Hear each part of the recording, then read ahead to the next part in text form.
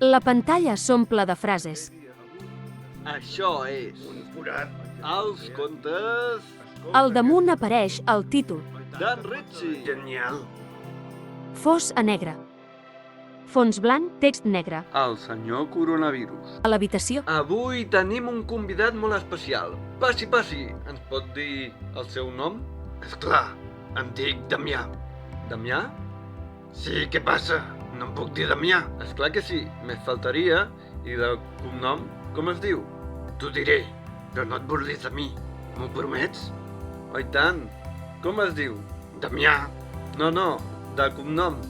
Ah, em dic coronavirus, però des de sempre m'he dit així. Saps una cosa? Quina?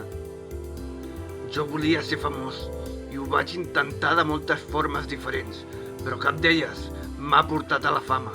Fins ara, la gent que m'ha conegut fa poc creu que jo sóc el creador del virus i per això sóc aquí, per desmentir-ho. Jo no en sóc pas el creador, però el meu pare sí, i per això ell li va posar el seu cognom. Ens està dient que el seu pare és el creador d'un virus que ha matat molta gent? Sí, però ell no volia matar ningú. El meu pare era a la Xina fent un projecte secret per buscar una cura contra el càncer. I li va caure el cafè al damunt de la placa de Petri i bum! Allà va començar tot. Ens està dient que tot és culpa del cafè? No, jo no estic dient això.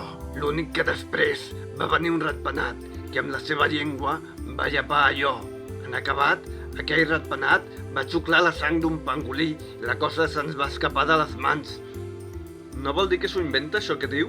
Esclar, jo volia ser famós i ara gràcies a aquesta bajanada que m'he inventat ja tinc els meus minuts de fama.